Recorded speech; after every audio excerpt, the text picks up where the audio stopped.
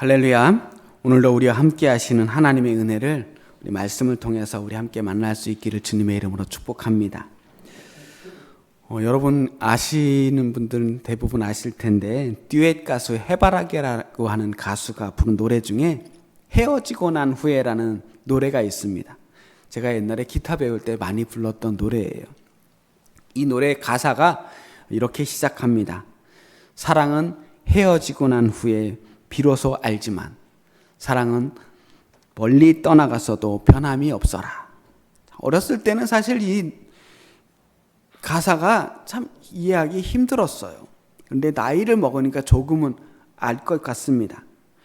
사실 우리가 가지고 있을 때는 그게 귀한지 잘 모를 때가 많아요.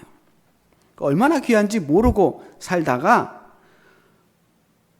심지어 그게 옆에 있는지조차도 의식하지 못하고 살다가 없어지면 아쉬운 거예요.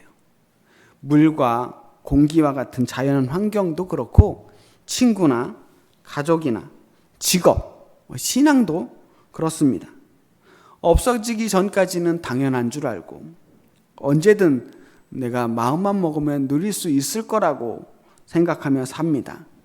그런데 어느 날 당연하게 있을 줄 알았던 그것이 없어졌을 때 비로소 깨닫습니다. 이게 그렇게 귀한 거였구나. 이 사람이 나한테 그렇게 귀한 사람이었구나. 오늘 우리가 읽은 본문에 등장하는 삼손 역시 오늘 그런 것을 뒤늦게 깨달은 사람이라고 생각합니다. 삼손은 태어날 때부터 아주 특별한 사람이었어요. 하나님께서 구별하신 나실인으로 태어났습니다.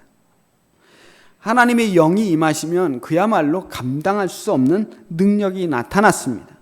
말 그대로 그냥 슈퍼히어로로 태어난 거예요. 사자를 맨손으로 찢어버리고 턱뼈 하나로 1000명을 쓰러뜨리는, 힘으로는 이 세상에서 도저히 당해낼 사람이 없었습니다.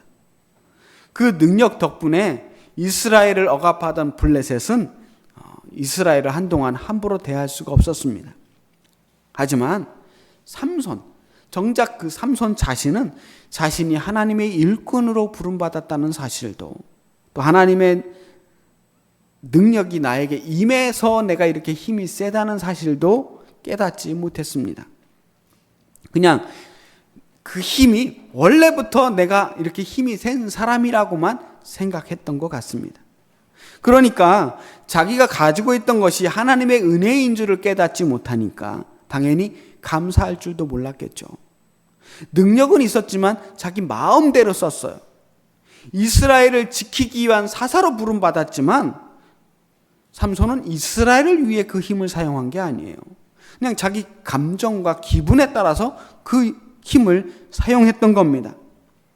때로는 여자 때문에 화가 나서, 거슬려서, 기분이 나빠서 그냥 나라를 지키기 위한 그 마음이 아니라 오직 개인적인 분노 때문에 그 힘들을 사용해 왔어요. 결과적으로 보면 그런 일들 때문에 이스라엘의 사사 역할을 하는 것처럼 보였죠. 결과적으로는 블레셋이 이스라엘을 함부로 대하지 못했으니까. 하지만 그 속내는 그렇지 않았다는 것입니다. 사사로 부름받았지만 그의 삶은 결코 사사답지 못했습니다. 그래서 결과적으로 어떻게 됩니까? 삼손은 머리털을 다 잃고, 능력을 잃고, 자유를 잃고, 눈까지 잃어버렸습니다. 이제 삼손에게 남은 것은 어둠과 쇠사슬 그리고 조롱뿐이었습니다. 이제 블레셋 사람들 앞에서 동물원에서 있는 동물처럼, 서커스단에서 일하는 그 동물처럼 재주 부리는 일을 해야 되는 좀 불쌍한 존재가 됐어요. 그때 삼손이 비로소 깨닫습니다. 내가 잃은 것이 머리카락만이 아니구나, 눈뿐만이 아니구나, 정말로 내가 잃어버린 것은 하나님이었구나. 은혜가 떠나고 나서야 은혜가 귀한 줄을 알게 됩니다.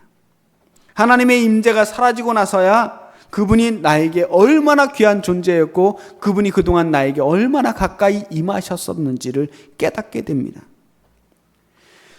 오늘 우리가 읽은 이 삼손의 마지막 장면은 굉장히 비참한 장면이긴 하지만 동시에 놀라운 장면이기도 합니다. 삼손의 마지막 기도를 한번 읽어볼까요? 우리 28절 말씀 함께 읽어보겠습니다. 시작. 삼손이 여호와께 부르짖어 이르되 주 여호와여 구하옵나니 나를 생각하옵소서. 하나님이여 구하옵나니 이번만 나를 강하게 하사 나의 두 눈을 뺀 블레셋 사람에게 원수를 단번에 갚게 하옵소서 하고.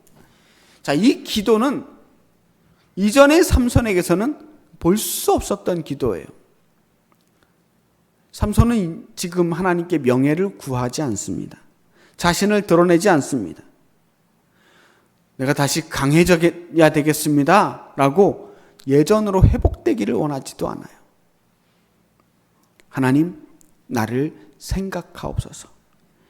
이번만 나를 강하게 하옵소서. 드디어 하나님께 진심을 다해 자신의 능력을 구하게 됩니다. 여태까지 힘을 쓰면서 한 번도 하나님께 능력을 구한 적이 없어요. 늘 가지고 있었으니까. 당연했으니까. 그런데 능력을 잃고 나서야 자신의 그 능력들이 하나님께로부터 왔었다는 사실을 깨닫게 된 겁니다.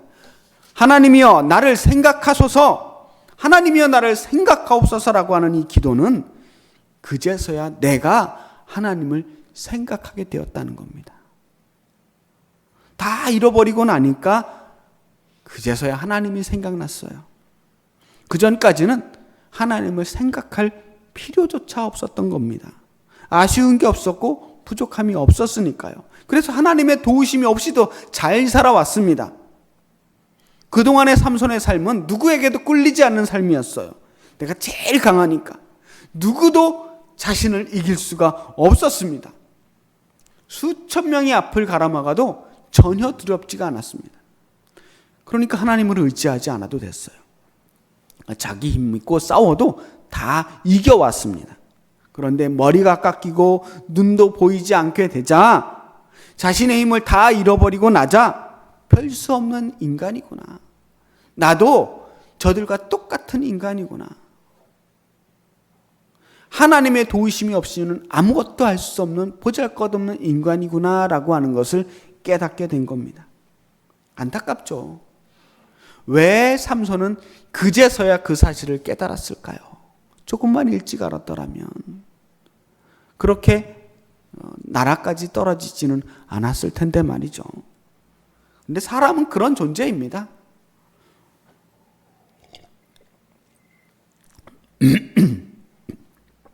힘 있는 사람들은요, 힘 없는 사람들의 마음을 모릅니다. 원래부터 자기가 힘이 세니까 다 그런 줄 알아요. 약한 사람들을 이해할 수가 없습니다. 아니, 왜 이렇게 힘들게 사는지, 왜 그까짓 거를 못하는지 이해할 수가 없어요.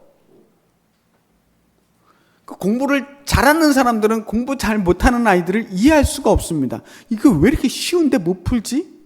이렇게 쉬운데 왜 못하지? 이해하기가 어려운 거예요. 삼손은 약한 삶을 살아본 적이 없는데 어떻게 그걸 이해할 수 있겠습니까? 삼손은 힘이 없어 본 적이 없었기 때문에 하나님께 미처 힘을 구할 필요가 없었고 구할 시간도 없었던 것입니다. 그게 삼손의 한계였어요. 저는 이 삼손의 말씀을 읽으면서 오늘 우리에게 하나님께서 육신을 입고 이 땅에 오신 그 이유를 드디어 알게 되었습니다. 이제야 제대로 좀 깨닫게 된 것 같아요. 하나님은 분명히 전지전능하신 분이었지만 이 땅에 이 아둥바둥하고 사는 사람들의 그 고난에 찬 삶의 자리로 직접 인간의 모습을 띠고 내려오셨잖아요. 분명 하나님은 우리의 모든 삶을 다 아시는 분입니다. 전지전능하시니까. 머리카락 한 올까지도 다 세신다고 하셨잖아요. 우리의 솜털 하나하나도 일일이 만드신 분이잖아요. 하나님은 우리의 삶을 다 아시는 분이지만 그러나 인간의 몸으로 직접 겪는 그 연약함과 고통을 하나님의 몸으로 경험하신 적은 없으셨잖아요. 인간이라서 겪는 그 수많은 무력감, 고통과 배고픔과 목마름 같은 것을 느낄 수가 없으십니다. 그것은 입장을 바꿔놓고 생각한다고 알 수 있는 일이 아니에요.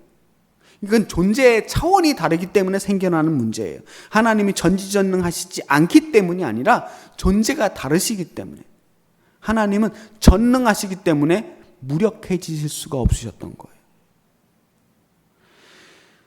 우리가 감히 저 신적인 존재이신 하나님의 마음과 그 지혜를 짐작할 수 없듯이 하나님은 그 모든 것을 다 아셨지만 인간의 자리에서 그것을 겪으실 수는 없으셨던 거예요. 그러니까 우리를 만드셨고 우리를 그 무엇보다 사랑하셨지만 신과 인간이라고 하는 이 존재의 차이가 있었던 거예요. 그래서 마침내 하나님께서는 그 하늘 보좌를 버리고 스스로 인간의 자리로 내려오신 겁니다. 자신의 존재를 낮춰서 우리의 세상으로, 경험과 한계의 세상으로 내려오셨다. 육신을 입고 이 땅에 오셔서 우리와 함께 먹고 마시면서 울고 웃으시면서 그리고 십자가에서 나약한 인간이 겪을 수 있는 그 모든 고통을 다 감내하셨다는 겁니다.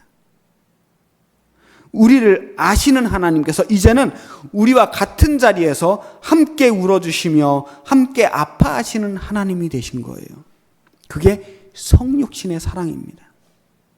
그게 진정한 겸손이고 섬김이고 사랑의 완성이에요. 이게 기독교의 놀라움입니다. 다른 종교들을 보세요. 다 그냥 신은 신일 뿐입니다. 그냥 강한 자리에서만 지배하고 다스릴 뿐이에요. 그 어떤 신도 인간과 함께 아파하고 함께 그 자리에서 우리의 삶을 이해하려고 애쓰지 않아요.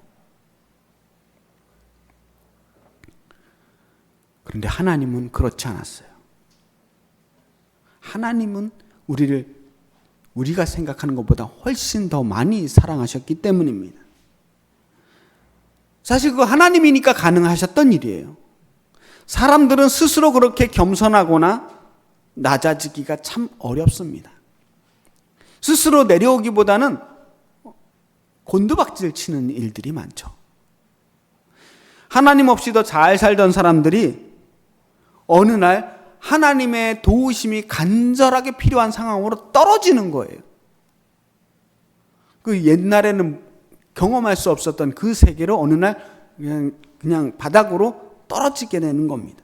건강을 잃고 직업을 잃고 혹은 사람을 잃고 언제나 내 곁에 있을 것만 같았던 나의 힘과 능력, 그 든든한 버팀목들을 하나씩 둘씩 떨어지게 되는, 다 떨어져 나가는 경험들을 하게 됩니다. 그럼 우리 잘못이 아니라 그냥 우리에게 일어나는 일들이에요.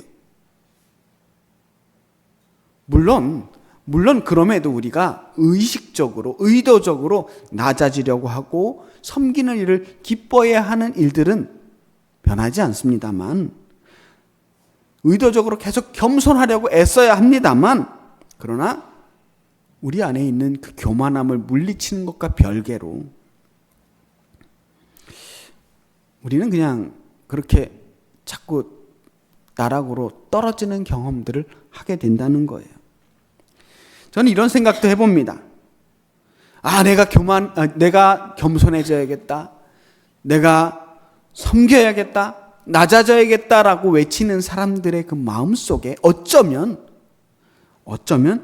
교만함이 함께 숨어 있는 것은 아닌가. 이런 이야기를 하는 사람들도 사실은 다 가진 사람들이 하는 고민들일 수 있다는 거예요. 자기 스스로를 내려놓아야 된다, 낮아져야 된다, 겸손해야 된다, 섬겨야 된다, 이런 걸 외치는 사람들은 사실은 그 말 뒤편에는 나는 가진 게 많다. 나는 높은 데 있으니까 낮아져야 되는구나. 나는 교만하니까 겸손해져야 하고, 나는 섬김을 받으면서 사니까 섬김의 자리로 내려가야 되겠구나 라고 생각하는 것의 어떤 반증이 아닌가 하는 거예요. 그렇게 하지 않아도 사실 우리는 원래 그런 연약한 사람들입니다. 원하든 간에 우리는 낮은 곳에 있는 사람들이에요. 예상치 못한 실패들이 찾아오기도 합니다. 우리가 강한 줄 알았는데 알고 보면 우리는 언제나 하나님 앞에서 한없이 연약한 존재들이기도 합니다. 우리의 한계들을 만나는 그 순간, 우리의 연약함을 만나게 되는 그 순간이 정말 중요하다는 겁니다.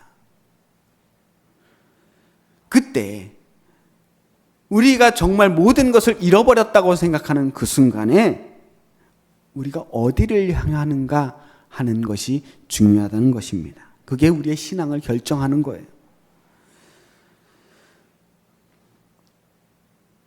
우리가 약해지고 낮아지는 순간이 왔을 때 우리 한번 삼손을 기억해 보자는 말씀을 드리고 싶은 겁니다. 삼손은 교만했고요. 제 멋대로 살았고 그러다가 눈이 뽑히고 머리를 깎이고 힘을 잃어버렸어요. 그런데 그 절망의 순간에 용케도 삼손은 하나님을 기억했다는 것입니다. 그게 삼손 이야기의 핵심이에요. 바로 그 순간에 삼손은 하나님께 능력을 구합니다. 살다 보면요, 우리가 잠깐 하나님을 기억하지 못할 때도 있어요. 미처 하나님 뜻대로 제대로 살지 못하고 하나님이 주신 능력에 감사하지 못하고 살 수도 있습니다. 그것 없이도 잘 살게 되면 우리 자각하지 못할 때가 있어요. 그런데 문득 하나님이 생각날 때가 있습니다. 대부분 그럴 때는 우리의 인생에 위기가 찾아왔다는 거예요. 힘든 시절이 왔다는 겁니다. 그때 하나님이 생각나거든 그때가 내가 기도할 기회구나. 하나님께 능력을 구할 때구나라는 것을 알아차려야 한다는 것입니다. 정말 아무것도 하지 못하고 주저앉아 있을 때 다시 일어나기 힘들 수도 있습니다. 그런데 그때 믿음이 없는 사람들은 그냥 주저앉을 수 있겠지만 그러나 믿는 사람들, 하나님을 기억하는 사람들은 불쑥 갑자기 하나님이 생각나는 그때에 삼손처럼 우리도 하나님을 기억해 보자는 겁니다. 성경은 이렇게 말합니다. 삼손이 죽을 때에 죽인 자가 살았을 때에 죽인 자보다 더욱 많았더라. 하나님의 능력을 구하는 그 순간 하나님께서 그에게 강한 능력을 주셨어요. 하나님의 능력이 임했습니다. 그와 함께 하실 때 다시 힘이 솟았습니다.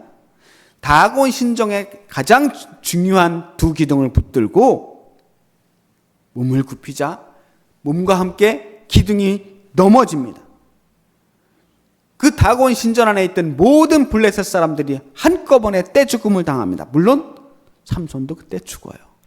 그런데 자신을 모욕하고 하나님을 모욕했던 그 수많은 블레셋 사람들이 그 자리에서 떼죽음을 당하게 되는 거예요. 사실 삼손이 이때 한꺼번에 사람을 많이 죽여서 그 삼손 대단했어. 살았을 때보다 죽었을 때 더 많이 죽였어. 라고 칭송받는 게 아닙니다. 사실 여태까지의 삼손의 삶은 자랑스러운 순간이 없었습니다. 평생 동안 하나님께 칭찬받을 일들이 없었어요.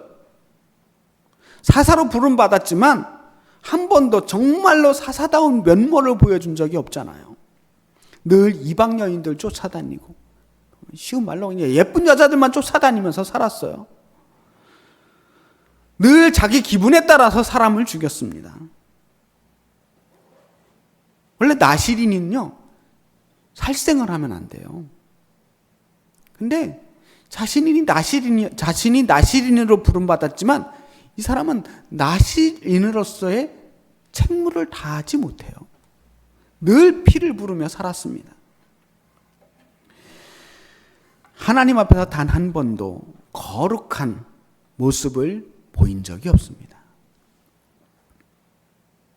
그리고 나시린이 절대 금해야 하는 포도주를 끝내는 마셨고, 그로 인해서 자신의 능력을 잃어버리게 된 거예요. 그런데 마지막 그 순간, 하나님께 회개하고 능력을 구하는 그 순간에 하나님이 주신 능력으로 블레셋의 모든 그 신전 안에 있는 그 모든 사람들을 한 번에 죽임으로써 이스라엘 사사로 부름받은 사명을 마지막으로 꼭 한 번 순종하게 되는 겁니다. 드디어 사사로서의 사명을 감당하는 거예요. 하나님께 능력을 구하고 하나님 주신 능력으로 이스라엘 민족을 구하는 일을 처음으로 하게 되는 거예요. 삼손이 12명의 사사 가운데 한 명으로 이름이 올라가게 된 것은 사실 이 마지막 순간의 결단, 이 하나님을 향한 회심이 있었기 때문에 가능한 일이라고 생각합니다. 그 전까지의 삶으로만 보면 그저 힘센 사람 한 사람이었을 뿐이에요. 사사라고 하기가 너무 부끄러워요. 그런데 가장 약해진 그 순간에 삼손은 하나님을 생각하게 되었고 하나님의 도움을 구했기에 그의 인생이 헛되지 않을 수 있었습니다. 신약에 보면요, 예수님의 제자들이 있잖아요. 제자들도 사실 삼손과 다를 바가 없습니다. 제자들은 3년 동안 예수님과 함께 지내면서 함께 먹고 자고 함께 동고동락하면서 지냈습니다. 누구보다 가까이서 예수님의 말씀을 들었어요. 산상수훈 말씀도 듣고 수많은 비유의 말씀도 듣고 기적도 바라보고 십자가의 예고의 말씀도 다 들었습니다. 그런데 그렇게 3년을 붙어 지내면서도 끝내 예수님의 뜻을 알지 못했어요. 예수님께서 이 세상에 오신 그 진정한 의미에 대해서 생각하지 못했습니다. 그래서 그들은 예수님께서 십자가에 달려 돌아가시자 다 도망쳤고 절망했고 문을 걸어 잠그고 숨어 있었습니다. 그런데 제자들이 정말로 예수님의 말씀을 이해하게 된 것은 예수님이 곁에 계실 때가 아니라 떠나신 후였어요. 부활하시고 승천하신 후에, 보이지 않게 된 후에야, 예수님이 더 이상 그들 곁에 계시지 않게 된 후에야 비로소 깨닫습니다. 아, 예수님이 이런 분이셨구나. 예수님의 말씀이 이런 의미였구나. 그래서 십자가가 필요했구나. 그래서 성령을 약속하셨구나. 잃어버리고 나서야 지나왔던 과거들을 떠올리며 그 말씀을 곱씹으며 다시 그들의 마음속에서 말씀이 되살아나기 시작했습니다. 곁에 계시지 않게 되자 예수님이 존재가 얼마나 컸는지 알게 됩니다. 자, 우리들도 한번 생각해 봤으면 좋겠어요. 우리들은 어떻습니까? 살다 보면 익숙해져요. 금방 익숙해집니다. 그 익숙해지는 것들이 어느 순간 당연해집니다. 당연해지면 귀한 걸 몰라요. 예배가 당연해지고 기도가 당연해지고 말씀이 익숙해지고 공동체가 익숙해지고 교회가 익숙해지고 그러면 점점 그것들을 가볍게 여기기 시작합니다. 우리 기억하잖아요. 불과 몇 년 전에 코로나 때문에 모이고 싶어도 모이지 못했던 적이 있습니다. 그때 이 모임이 우리에게 얼마나 소중하고 귀한 것이었는지 절절하게 느끼지 않았습니까? 이렇게 모여서 예배할 수 있는 것만으로도 얼마나 귀한 일이었는지 그때 우리 함께 느끼지 않았습니까? 그런데 또 익숙해졌어요. 다시 예배가 익숙해지고 일상이 익숙해진 겁니다. 우리에게 그토록 귀했던 그 사소했던 일상들이 다시 익숙해진 겁니다. 익숙해지니까 은혜가 없고 감사가 없는 거예요. 신앙은 있을 때 지키는 것이 아니라 없어졌을 때 후회하지 않도록 지금 꼭 붙들고 있어야 하는 겁니다. 우리는 어쩌면 지금 정말로 중요한 것들을 다시 가볍게 여기면서 살고 있는지도 모릅니다. 여러분, 삼손처럼 꼭 다 잃어버리고 나서야, 그제서야 귀하다는 것을 뒤늦게 깨닫지 않고 아직 우리에게 있을 때 감사할 수 있는 지혜로운 성도들이 되시길 축복합니다. 오늘 말씀의 결론은 삼손의 실패가 아니라 하나님의 은혜입니다. 삼손은 많은 것을 잃었지만 그러나 하나님은 삼손을 끝까지 포기하지 않으셨습니다. 눈을 잃은 자리에서도, 사슬에 묶인 자리에서도, 아무것도 할 수 없었던 그 자리에서도 하나님은 그의 기도를 들으셨어요. 혹시 우리에게 좀 너무 늦지는 않았을까? 이미 늦은 것은 아닐까 하는 생각이 들 때가 있을 때, 그때에도 삼손을 기억하시기 바랍니다. 하나님은 늦은 기도마저도 외면하지 않으십니다. 잃어버리고 난 후에 드리는 기도에도 하나님은 여전히 응답하십니다. 우리에게 아직 예배가 있고 말씀이 있고 아직 기도할 수 있다면 우리는 은혜 가운데 있는 것입니다. 그 은혜를 가벼이 여기지 말아야 합니다. 그리고 우리가 어떤 상황에 처해 있을지라도 삼손의 이 기도를 기억하시기 바랍니다. 주여, 나를 생각하옵소서. 주님, 나를 기억해 주시옵소서. 주여, 나를 다시 강하게 하옵소서. 그 기도를 하나님이 듣고 계십니다. 그리고 은혜는 그 기도에서 다시 시작되는 것입니다. 하나님은 우리가 강할 때보다 우리가 하나님을 찾을 때 강하게 일하시는 분입니다. 오늘 그 하나님, 어떤 순간에도 끝까지 우리에게 힘이 되어주시는 그 하나님을 신뢰하면서 다시금 기도의 자리, 은혜의 자리로 나아가시는 우리 성도님들이 되시길 주님의 이름으로 간절히 축복합니다. 기도하겠습니다.